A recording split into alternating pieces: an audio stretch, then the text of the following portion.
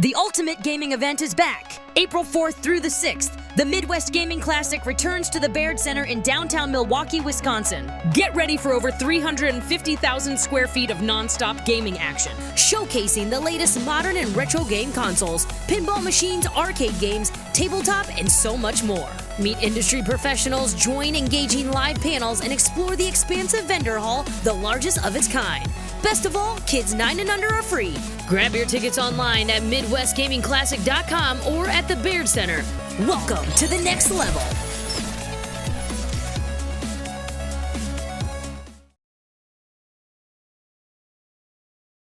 Hello, and welcome to Season 3, Episode 15 of the Midwest Gaming Classic podcast. I'm your host, Jason Garris, panel director of the Midwest Gaming Classic. And this week's podcast episode has two panels from the 2017 Midwest Gaming Classic Convention. The first panel is Midwest YouTube Personalities. Join the guys behind the YouTube channels Grimsy42, Retro Games Vinyl and Beer, The Old Ass Retro Gamer, and The Game Grinder as they discuss how they got into YouTubing, their thoughts on gaming, and taking questions from the audience. The second panel, which was actually the day after on Sunday, is Building Cen64. Tyler Stacheki and Mike Ryan discuss how they make the Cen64 emulator fast without compromising on accuracy. And you know what? Enough of me talking. Why don't we get to the podcast?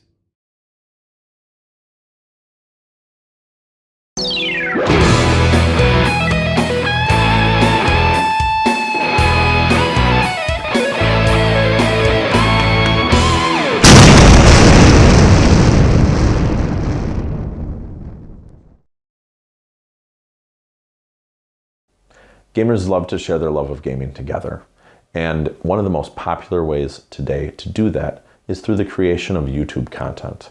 We were lucky to have 4 video game personalities join us to explain their YouTube channels and how you too can create and share content in this way. Hey everybody, thanks for coming. My name is Chris. On YouTube I go by the Old Ass Retro Gamer. Thanks. We want to welcome you to the panel. We're going to go down the line and introduce everybody. Starting with... I go by Church. My channel is The Game Grinder, and also I'm on a podcast, Game Talks Podcast. My name is Shelton, and I have a YouTube channel called Retro Games Vinyl and Beer. Scott, I go by Grimsy42 for no apparent reason on the YouTubes, but can't be your normal name. The stalkers are out there, people. So what should we do here? We should just introduce what YouTube really is. It's not like it was years ago, guys. It's basically Facebook with videos. You don't need these crazy computers. You don't need like cutting technology editing skills. You could literally take a smartphone with the YouTube app, film a quick video. There's actually built-in editing software. You can sync music. And it doesn't have to be, like, you don't have to be a character. You don't have to, basically what it is in my eyes, find something you love, something you're passionate about. You're not the only person out there that is. There's somebody else that shares that love and that passion, and if they see you're genuine, they'll gravitate towards you. And, how large your audience is really isn't as important as how well you're received. So, just a weird thought, for example, like, I think I've got 400,000 views on my channel. Picture a stadium with 400,000 people in it. They all came to watch me. That's crazy, and I felt that way when I had 1,000 views. I was like, that's like a small arena that watch my stuff, so not so much focused on the numbers, but that every number is a person, like each and every one of you guys would be theoretically one of those views. So to me, like, don't do it for numbers, don't do it for fame, do it because you love something and you want to convey what you love, to your audience. Yeah, I agree with what Scott said. When I started YouTube, I had a $100 laptop and a really crappy webcam. And yeah, I just started because I liked making videos. And if it's something you want to do, I recommend just starting out. a lot of people are scared to make their first video, so I'd say go for it.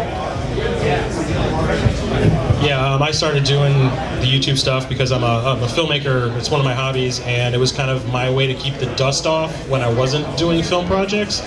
And I just ended up using like the webcam built into my Mac, and it just kind of, it was about me recollecting all the games I had as a kid, and it's kind of turned into something else. But it seems to be working. And really my big driving factor to get into YouTubing was that, of course I have friends that play video games, but nobody who played the same games I was, so I figured it was going to be a good venue where I could actually talk about the games that I wanted to talk about as I played them. And getting going for me was just getting a cheap webcam and a microphone and kind of stumbling my way through as I went along. Figured out editing, didn't have any skills to start with, so it really doesn't take a lot. Anybody with a cell phone can pretty much do YouTube these days. You just gotta have the passion for it.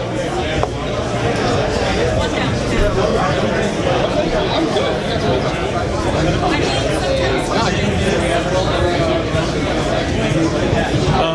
You want to talk about the collecting? Okay, yeah, all four of us are like diehard game collectors, and Church brought up something where people are starting to sell off their collections a little bit now. Like games are getting harder and harder to find out in the wild. You know, eBay prices are starting to skyrocket, and people are just selling their collections because they're sick of having to put up with it. You know, but there's also like ways you can go out and find games to keep collecting. I mean, you don't have to use eBay, you don't have to use the internet. I mean, Facebook is a great place to collect stuff. You can also go garage sailing is great, going to thrift shops. I mean, anywhere but eBay, basically, is a good place to go.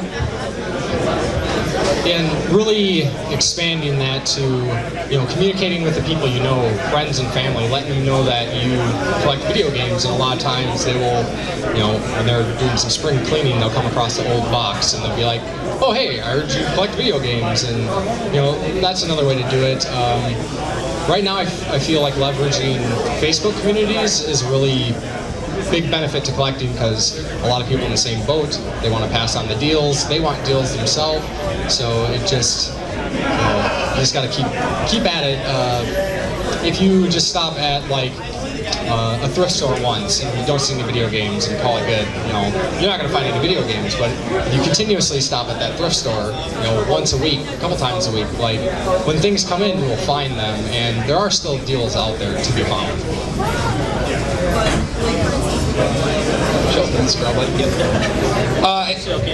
I guess if we're going to caveat to that, as far as, yes, I'm sure since we're all here, we love video games to some capacity, and compared to years ago, it is substantially more difficult now to locate those games, especially at a reasonable price. But what the other gents touched on is absolutely true. If you put the time in and repetition, as far as hitting up a thrift store, garage sales. I've got friends. I don't have the courage to do it myself, but they'll ask, hey, do you have video games? And I typically do that too, but then when the guy says no, they'll go, nothing, like old Nintendo, Game Boy, and they'll just go down a list, and maybe after like the fifth thing, they go, oh, Nintendo? Yes, I have those, and then they pull out these old retro cartridges that they didn't even know they had until you said that. So the deals are still there, you just have to do something that no one else is doing to find them, because garage sales in my area at least are like crazy. There's like 30 people that go door to door trying to get what they can. So, just having that patience and, again, doing something to separate yourself from the average guy. Like, what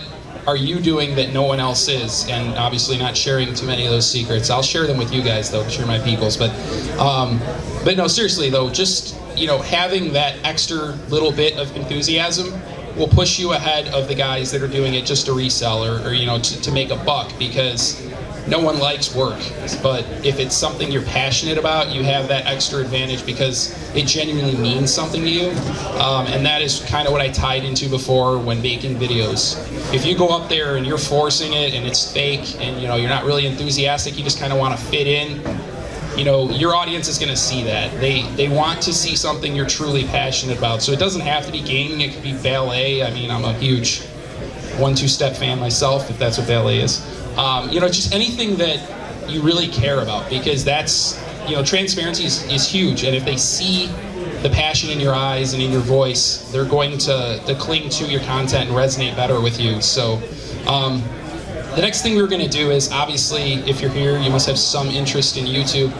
If you guys have any questions, there's a handsome gentleman in a blue polo over there who just picked up a mic. And throw a hand up, he'll run over to you, and you guys can ask away. And if not, we'll keep rattling on, so whichever one is more fun for you. We got one. Thank you. So my channel recently has hit 100. Of course. So my channel has recently hit about 163 subscribers, but it seemed like I did a shift in content, and now a lot of the people really don't seem like they watch my videos. On average, I was getting about 175 views per video, no problem. But now it's like I'm getting like 25 to around 50. I don't know, could you guys give me some input, maybe help me out? That'd be great. I have a couple tips. Maybe, are you doing like the same types of videos usually? Maybe try and do different kind of stuff.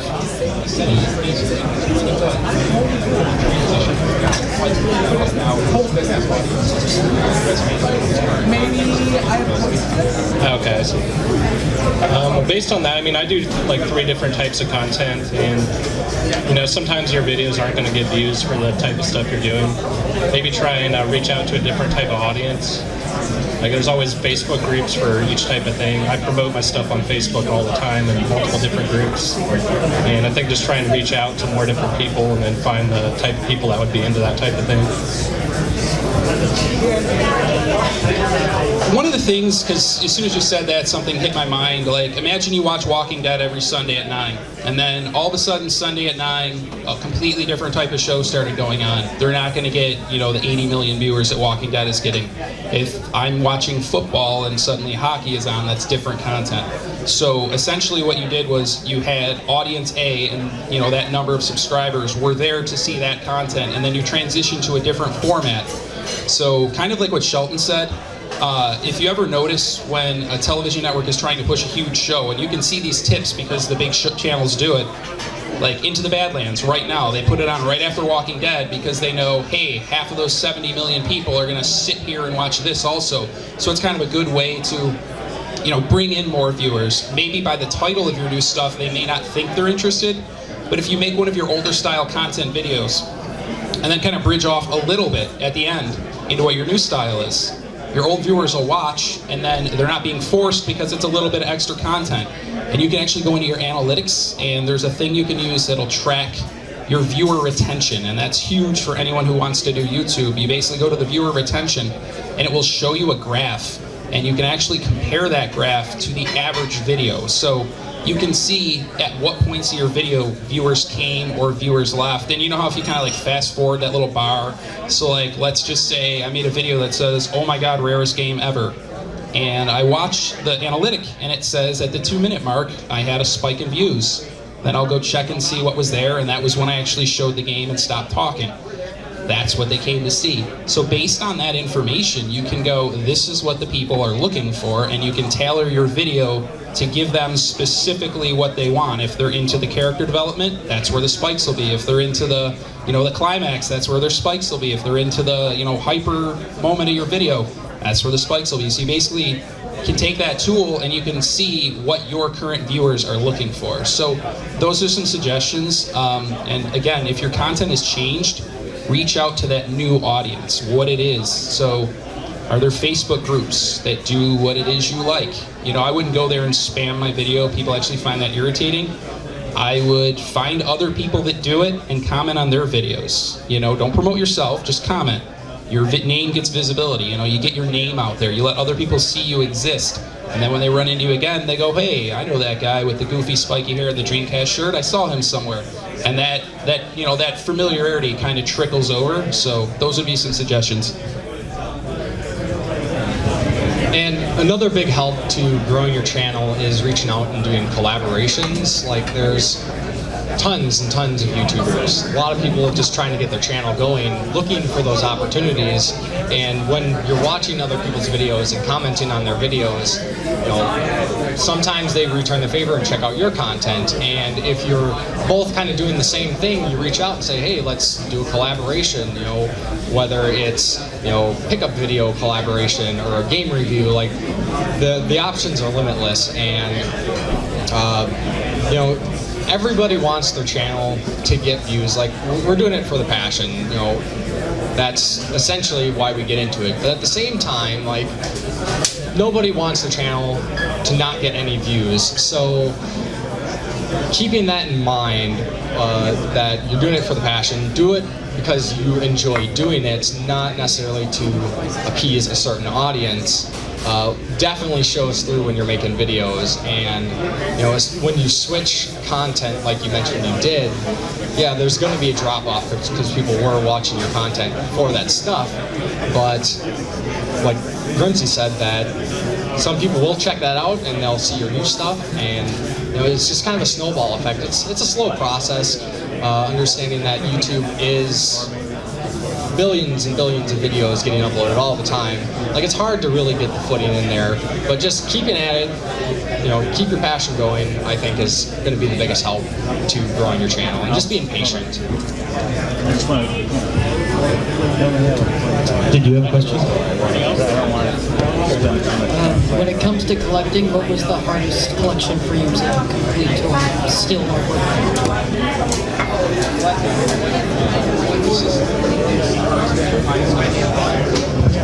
TurboGrafx 16. I recently got back into collecting for it. Tax return time. I decided to go for some of the higher end items I normally can't afford, and I went for the TurboGrafx 16, and I've kind of gotten the bug back for that one. But that is a very difficult, especially if you're going complete with the big box attached. I just go for case only, but that's the one that I find very hard to collect for, to find at least the good stuff, but it's worth it in the end. Specifically in my area, I have a lot of trouble finding Sega Saturn games and Dreamcast games. They're usually way overpriced when I find them, and I barely find anything that's good. So that's why I go to these conventions. I usually find a lot of good deals here on those types of things. You know, a lot of the answers are going to be common, like TurboGrafx, Sega Saturn, even Dreamcast. I mean, you go into those game stores and their sections are little if nothing. And any system like that, let's not include Neo Geo because that is entirely a different beast. It makes Turbo seem common. It's so bad. But basically, if you're trying to find something that's hard to find, the ultimate tool is networking. And what I've found is you just make your circle as large as you can, help your friends, and they will in fact return the favor. And if, you know, Shelton is looking for Saturn, and Chris is looking for Turbo, and I'm looking for Wii U, I know every single time I find a Turbo game, there's a friend over there that's going to find me a Wii U game. So maybe not be, you know, Jabba the Hutt and want everything. Focus on something specific. Don't spend your, you know, rent money on it ever, please. You know, again, it's a hobby. It's something we're supposed to enjoy, not something that's supposed to consume us. So, but if you're looking out for your friends, they're going to look out for you. And, you know, obviously a few will be shady, but there's people out there who share your passion and are excited to see you succeed. I've had so many people, when completing my NES set, look out for me. A friend of mine found my stadium events for me. I didn't find it. So they knew it, I cared about it, and they were looking for me. So basically, by having those friends, you now have 4 eyes, 12 eyes, etc., looking for those rare games you're looking for. And even at places like this, where you're going to see a huge variety of games, patience is huge. And when you're going to haggle, which I suggest you always try to do, even at a retail store, regardless, like, I even try to haggle at GameStop, and sometimes it works. It depends on how you approach it. If you go up to the guy and you mock their product and you go, oh, this is beat up, or I could get this cheaper on eBay, think about what they're going to think. They're going to go, this guy's insulting me and he's going to lowball me. So what I'll do instead is try to spark a conversation. Show them your passion, show them your interest, and rationalize in a non-pity party way why it is that you think you deserve a deal. So here's this $30 game. I'm gonna go, you know, hey man, how's it going, blah, blah, blah. Get to the sweet part where, you know, hey, any chance you take 25 for this? A lot of times they want the sale. And if you hit that sweet spot where you're not like, can I get this $30 game for $5? A lot of times they kind of come in with a preconceived notion they're going to sell it for less. You know, a lot of people tell me, I'll mark my game up a few bucks because I know people are gonna chop me down a few more. So it kind of like they're ready for it. And another thing I like to do, don't walk up to the booth, see a game you want, and look it up on your phone. Look, know what it is, walk away, look it up good, know what it's really worth, and come back with the information, because A, their time is valuable. If you're sitting there, you know, let me see how lowball I want to go here, you know, it's going to rub the seller the wrong way. By being polite and relating to that seller, you're going to have that opportunity to get a better deal and not leave in a tense situation. Anyone else? Yeah. And I'd like to add to that too, as I mentioned with promoting your YouTube channel, is getting involved with Facebook communities, and not just joining a community to find good deals on games, like to actually get involved. There's all kinds of communities. There's retro game communities, there's Nintendo communities, even internet forums. The Turbo Forum is a very tight-knit community, and getting in with these communities and being a contributor, like when people go out hunting, like they will let you know that they find stuff. I've benefited myself. Like I would say a lot of my collection has came from getting involved and making friends and having them pass along the things they find or pointing out things to me. So really just, you know, make the most of your connections. I think will do a lot to help you collect. Any other questions?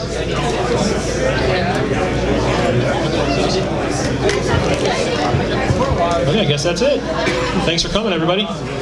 All right. Sorry, one more question? One more question? Sorry. Okay, one quick one.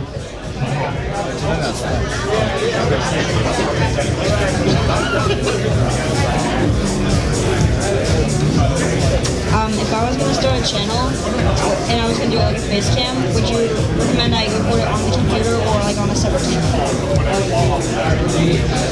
Say it one more time. If I was going to start a channel and I was going to try to do a face cam, would you recommend I do it like on the computer, like record the computer, or like on a separate camera? Basically, if he's going to do a face cam, would you do a computer webcam or would you use a separate camera for it? I still use the webcam built into my Mac. I haven't upgraded at all. That's what my Patreon's for. I don't, honestly, unless you're going to be doing some crazy editing stuff and you're going to be using green screens and all that kind of stuff, I don't see the point in really getting a high-end, any high-end equipment at all. Just use what you got. Use your phone. I mean, it's just as good as anything out there right now. One thing I did when I first started, because yes, you have a phone, but it's not the perfect tool. There's a piece missing. You can go on eBay, and they have for like $10 a tripod that'll have a little jaw that'll actually hold onto your phone. And at first what I did was I would record with the screen there so I could see myself and know I was staying in frame. But once you get experience, you can flip it around to where the better camera is, and you can kind of know, this is my radius, this is where I need to be. And as weird as it may sound, you kind of want to be right in the face of the viewers. You know, they don't want to see a little tiny person in this gigantic backdrop. Get right up into the camera. One of the biggest tips, one of the things that I've heard like a ton of times, the most important thing is not your camera, it's lighting and sound. If you have good lighting, it'll make a potato look like a good camera. And there are so many, like any critique I get on my channel is always sound. So you can actually get, they're called like Rode mics, I think. You can even get one that'll attach to a phone.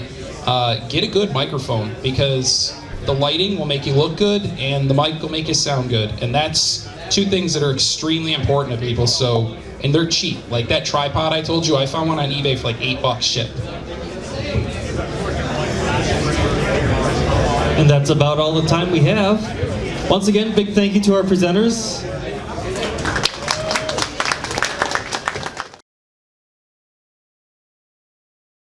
Video game emulators are a fascinating topic. One of the things that's particularly interesting is emulating accurately everything about a console. In this presentation, you'll hear about how the Cen64 emulator is working to emulate every piece of the Nintendo 64. Hey, good morning everybody. Thank you so much for joining us here at MGC, 11 a.m. on a Sunday. I know it's a little early, hangover slot, but you know, awesome to see you. My name is Mike Ryan. I'm a Cen64 contributor, and this is Tyler Stacheki. He's the main Cen64 primary author. I'm just here for looks. He does all the hard work. Anyway, slide. We want to start with a big disclaimer. We're going to be talking about emulation, which can be a little bit of a controversial subject. We do not condone piracy. If you've got an emulator, please do not emulate games that you do not have a legal copy of. Respect copyright holders. They're the reasons we have great games, because they were able to make money off of their stuff. That being said, let's move on. Talk about slide art. I don't think I have to belabor the point too much in this room. I think we all agree that video games are art. And like all other forms of art, it's worthy of preservation. Some other forms of art, for example, television and films and books, have archivists dedicated to preserving the culture for future generations. Slide. The way most of those archivists approach the problem is through format shifting. If you're taking the example of movies, let's say the movie was released on a VHS or a 16mm film, what they do over the years is they format shift onto a better, higher quality format that's easier to preserve. So starting from VHS, we move to a DVD, we gradually move towards files on computers, digital copies. Digital preservation is much easier than physical preservation. Next slide. What makes video games different from preserving film, TV, and books is that they're interactive. You can't just simply format shift a video game. You can't, and if you try to say preserve a video of somebody playing a video game, you're not really preserving the game itself. You're just preserving a record of the game as it was played. So you've really got two options. You can either try to preserve the hardware indefinitely, or look at alternative means of essentially trying to format shift video games. So a lot of you are probably thinking, okay, fine, well, let's try to preserve the hardware indefinitely. Next. Anybody in this room who's ever replaced a busted cap knows that it's not quite that simple. Every component on your hardware has a shelf life. The caps were just the first to go. Everything else will eventually fail in some way. Tolerances will be loosened. Even what seems eternal integrated circuits will eventually fail due to a process called electromigration. So you can't rely on preserving hardware forever, and this is really extra true in the Nintendo 64 when you consider 64DD. This is an expanded format that was only released in Japan. It's an external disc that you load into a disk drive on the N64. And this thing is basically an oversized floppy disk. Next. If you look inside, it's a rotating magnetic platter inside a plastic container. And people who have used floppy disks in the 90s know that these are really not that durable. In fact, as part of our preservation efforts, we've been reading and dumping the contents of these disks. And one of the people on the project has actually started to see read errors from these. So not only is it absolutely impossible to physically preserve these forever, we're already getting to a point where preservation may not be possible. And we've also seen preservation failures, and we've lost systems due to other reasons. Next slide. Suicide batteries in arcade games. These are battery-backed RAM that holds encryption keys. It was intended to prevent piracy, but what happens is the battery dies after 15, 20 years, and the encryption keys that are stored in this volatile RAM disappear. If you don't have a copy of the encryption keys and you can't brute force it, the system is lost forever. And as far as I know, we haven't completely lost any systems this way, but it's only a matter of time before some suicide battery type of thing comes along. If we haven't got a good dump in time, the system is lost forever. Next slide. There was an interesting case related to this, the GS Cube, which was released by Sony. This was a bizarre thing. It was essentially a bunch of PlayStation 2 graphics chips all inside a box that were intended to be a really cheap rendering unit, an order of magnitude less expensive for rendering 3D movies. It was a market failure. I don't think any commercial movie was rendered on this, but it was used for some commercials and some prototyping for some other popular movies. After the commercial failure of this, Sony recalled all of the units into their factory and systematically destroyed all of them in order to protect their IP. To this day, the only thing that remains of the GS Cube is a bunch of grainy pictures. If you wanted to look inside and understand how these movies were rendered, or just to get insight into 90s media culture, you can. It is absolutely impossible unless somebody unearths one of these in a garage somewhere. Next slide. So you really have, I think I've made my point. Hardware is not really possible to preserve, and it's something that we really need to look into preserving. So you've really got two options. You can try to go for a super low-level simulation, or take some poetic license and go for a higher level emulation. If you're familiar with the Visual 6502 project, this was a project where they imaged the die, the microchip that was inside the silicon that actually ran the 6502 CPU, and they digitized it and they emulated at a gate level. Every single piece of silicon and metal is emulated, and you get a very, very, very high fidelity simulation of the 6502. The problem with this approach is that it's very resource intensive. It makes sense for a CPU that was released in the 70s, not something that we can do today for something like a Nintendo 64, a very powerful system released in the 90s. Next slide. So historically, what the Nintendo 64 emulator authors did was, their goal was not accuracy, their goal was to just get commercial games playing. So they made the observation that the Nintendo 64 graphics chip, the RCP, is approximately the same as a modern GPU. And that's not entirely unfounded. SGI invented the graphics chip on the Nintendo 64, and SGI also invented OpenGL. So a lot of the drawing commands that are in N64 games, very similar to OpenGL commands. So you can get a relatively reasonable representation of Nintendo 64 games rendered on a modern graphics card. The problems with this approach are they require a lot of game-specific hacks, and the results aren't always exactly, well, next slide, they're not always that stellar. So we're talking preservation here. We're not just trying to play the latest games that were released. And I want to leave something for posterity that looks better than this. So that's why we started working on Cen64, and I'll hand it over to Tyler. Okay, so next slide. A couple things that are a little background about the N64 that not everyone knows. So the N64 was actually the brainchild of a company called SGI. They developed a system and basically went out first to Sega. And they said, Sega, will you license this hardware from us and build a console around it? And Sega of America was who they initially approached, and they were pretty impressed.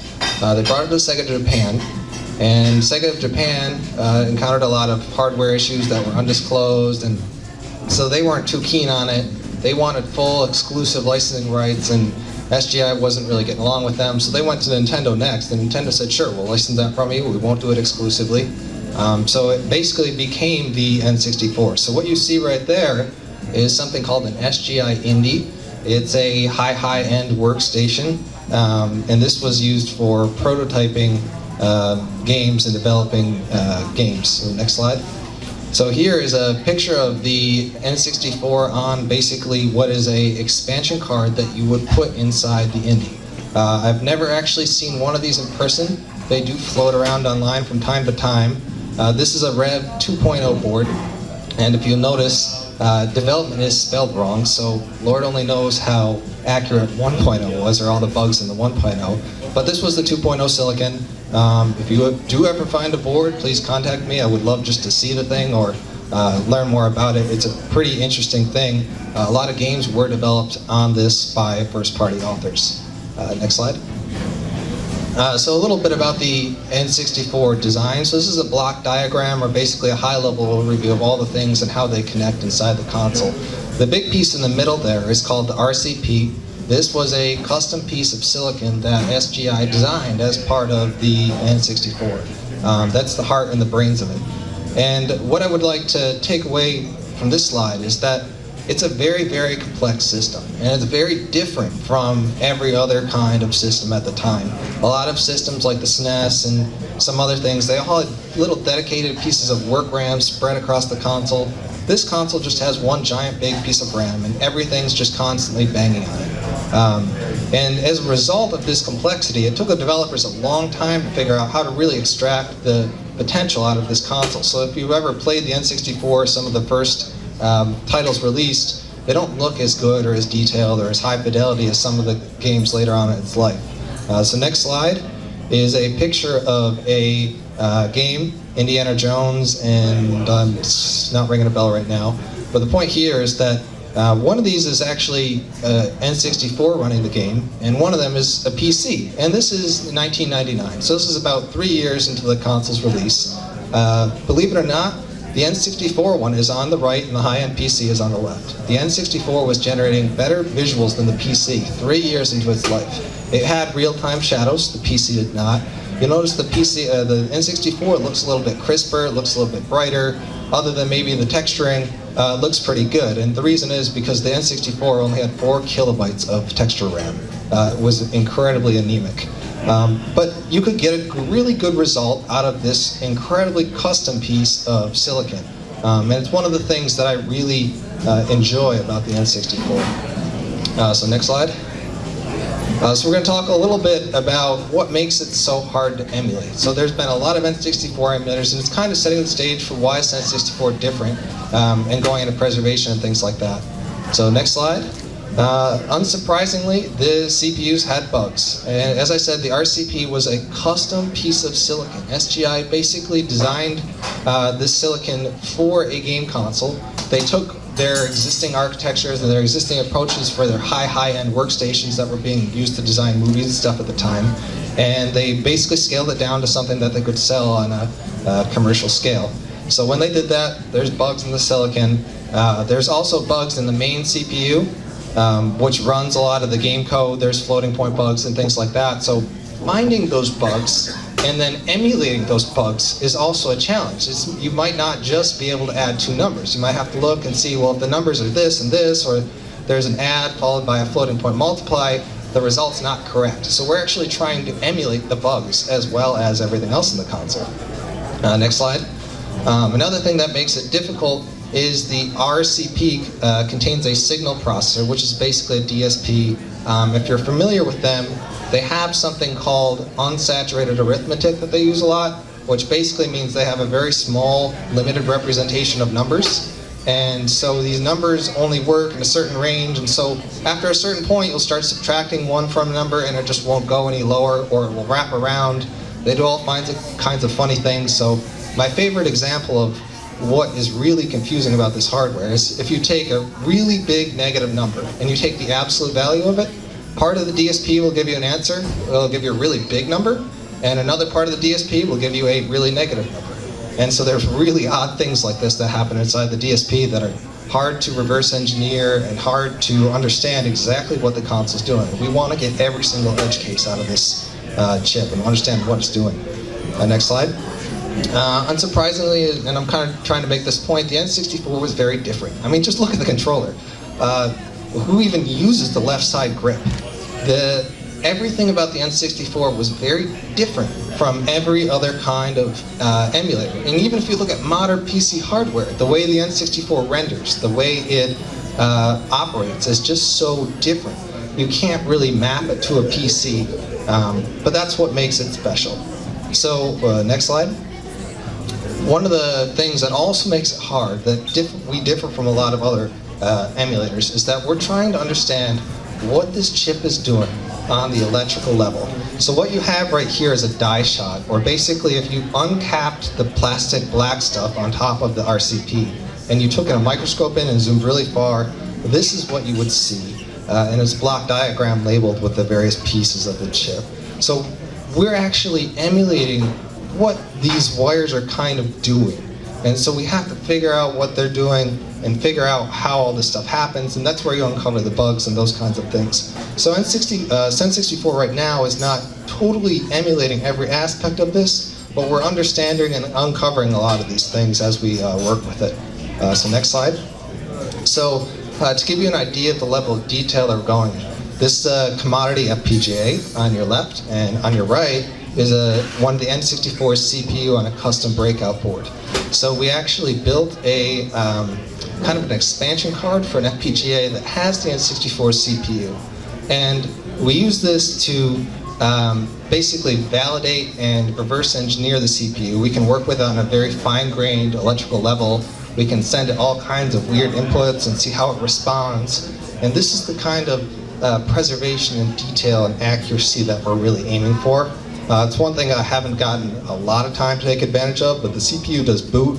We can basically run tests on it and things like that. So it's pretty interesting. Next slide. So a bit about Cen64's architecture. This might get a little technical, so bear with me. Next slide.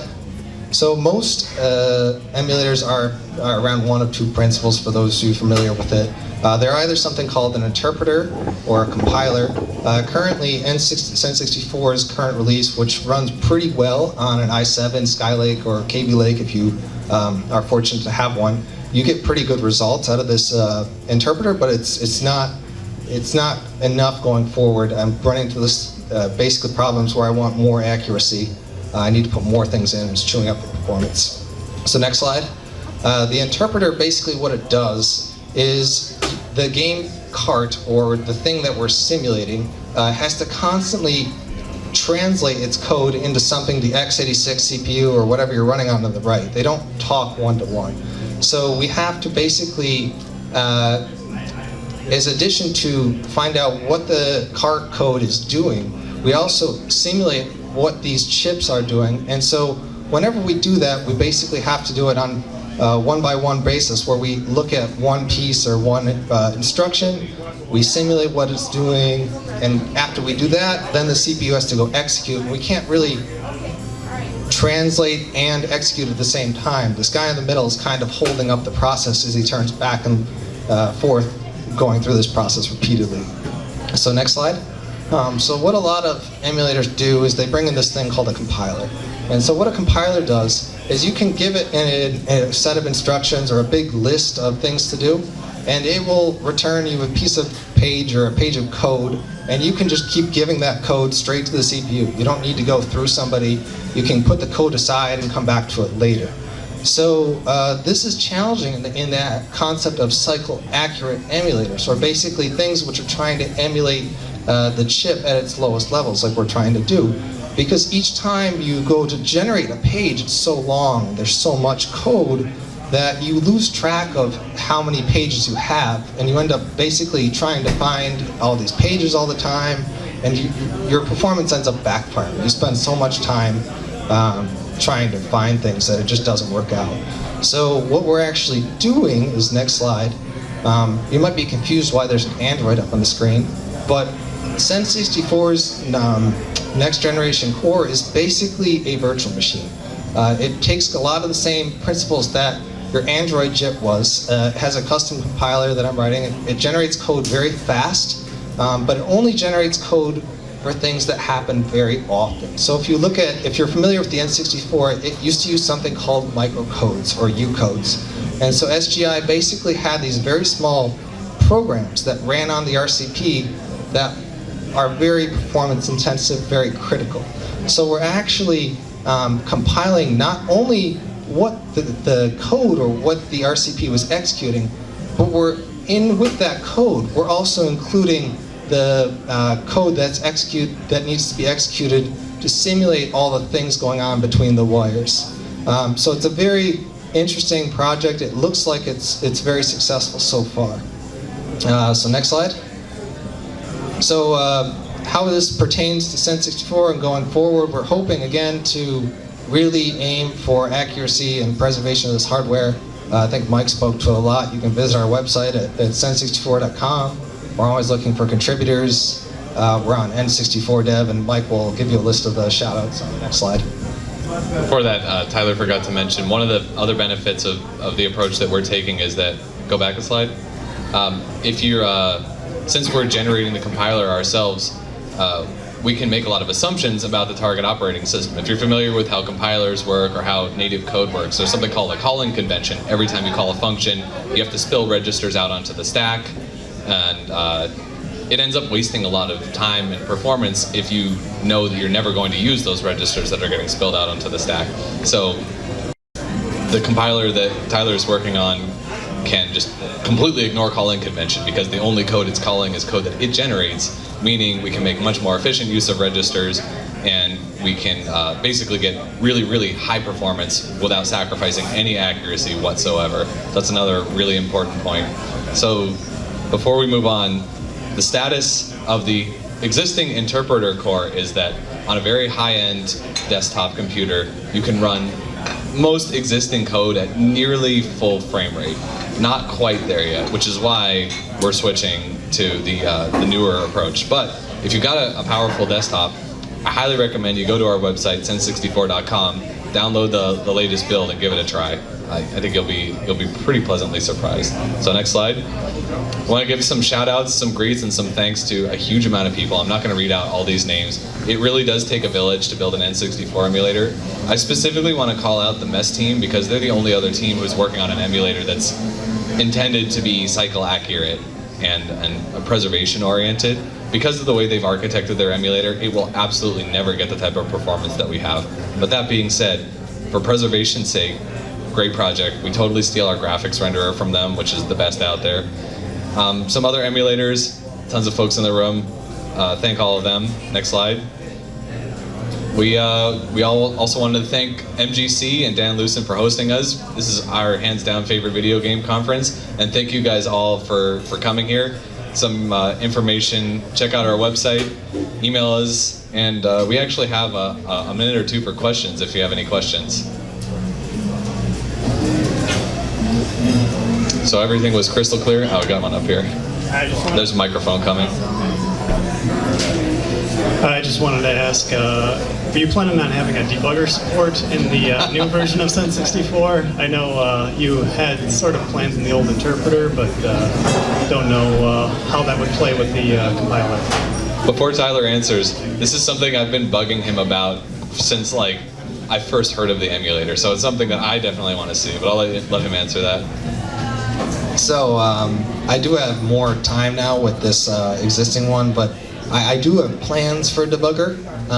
That being said, it's less of a priority for me than getting out something that is more concrete and more focused on the first order goal of the project, which is to preserve and get this thing out there. And then once it's kind of in that state where it really is preserving what I feel is what we're aiming for, then yeah, we'll start adding things like debugger and stuff like that. So when Tyler gives an answer like that, that means I'm the one who's going to implement it. So I'll let you know when I'm finished. Any other questions? Really? Crystal clear? I don't believe you. All right, well, we'll get off the stage. Thank you very much. Thank you, Tyler. Thank you, Mike.